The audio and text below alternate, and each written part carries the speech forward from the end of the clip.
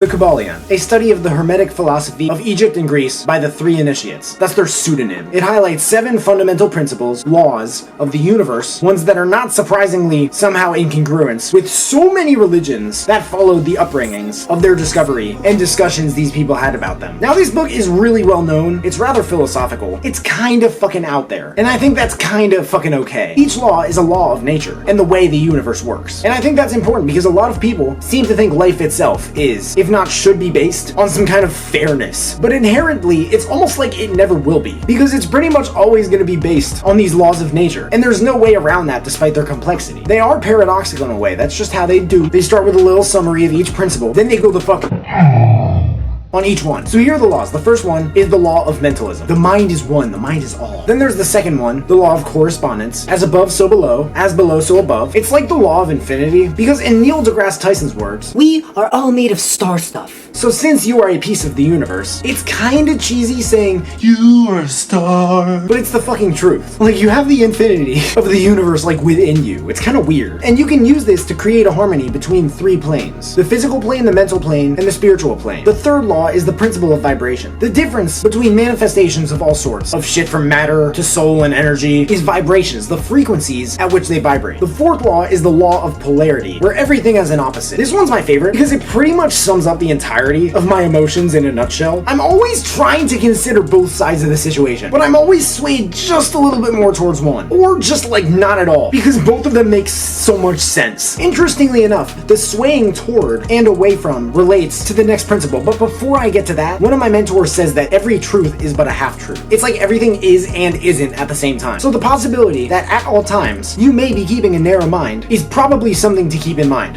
The fifth principle is also a favorite of mine because it just fucking describes my life, okay? Like, I'm just going on one side or the other, and if you're like this, that's okay. I mean, shit, it's nature. But if there's no consistency, then it's almost as if you are somehow fucking yourself. But there's this in and out, this flow. Kind of like the Law of Correspondence, but that has more to do with the relationship between the motions. This is more about the what, that's more about the how, per se. I don't know why they would talk about the what after talking about the how, like 3 or 4 principles later, but it's really a pendulum type of thing here. It doesn't mean you're necessarily going from one extreme to another, but maybe just one thing to the other. Like I said, this is kind of weird stuff, but if you look around after reading it or listening to it, it's a little easier to appreciate the profundity and how fucking weird and how wild the world is around you. But most people walk around playing 2 things, Fortnite and with themselves after school, because they have a grasp on something that isn't these principles. The 6th law is the Law of Cause and Effect. A lot of these, in a way, are similar to each other, and everything they do and don't have in common only kind of makes them more true. Other moments in this video hopefully highlight that. But as far as Law 6, there's apparently no such thing as chance. Like, maybe to a degree, because there is a rapper, but nothing more. These guys were like, here, all of this shit is totally true, there is absolutely no way around it, and at the same time, it makes no sense. It's a fucking stupid joke, and it should be laughed at all times. That's honestly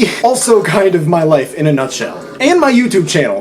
It's definitely my YouTube channel, it's not my music. Well, actually, my music is getting to that point. A lot of people hear about the last law, the 7th law, and get super offended. David Dita talks about this, and based a lot of his book, The Way of the Superior Man, which is awesome, by the way, around it. Tony Robbins is always posting about it on Facebook. It's the law of gender. Anyone in the LGBT community I have spoken to about it has explained to me very clearly that there is a solid difference between gender and sex in definition. Now, the fact that these guys may have supported that intent of political correctness by favoring that difference and being like, look, this isn't some kind of man or woman type shit, because it doesn't have to do with physical sex. That's beyond me. But gender energetically manifests itself across all the planes of existence I mentioned before, mental, physical, and spiritual. But everything and everyone contains these 2 elements, the masculine and the feminine. Feminine is more lively, masculine is a little more neutral, if I recall correctly. But everything and everyone everywhere at all times, for all reasons and in all ways, is both a little bit masculine and a little bit feminine. And I think that's okay. The Kybalion by the 3 initiates. There's a link in the description if you guys want to check it out. If there are any other books you guys want me to check out and review, please let me know in the comments. If you've checked out this book, what did you think? Did you like it? I want to spark some dialogue here and get to know a little about my audience. But hey, make sure to leave a like if you like it, subscribe if you haven't already. If you could turn on that little bell to receive a notification every time I drop a new video, that would mean the world to me. You guys can find me everywhere, and I will see you then.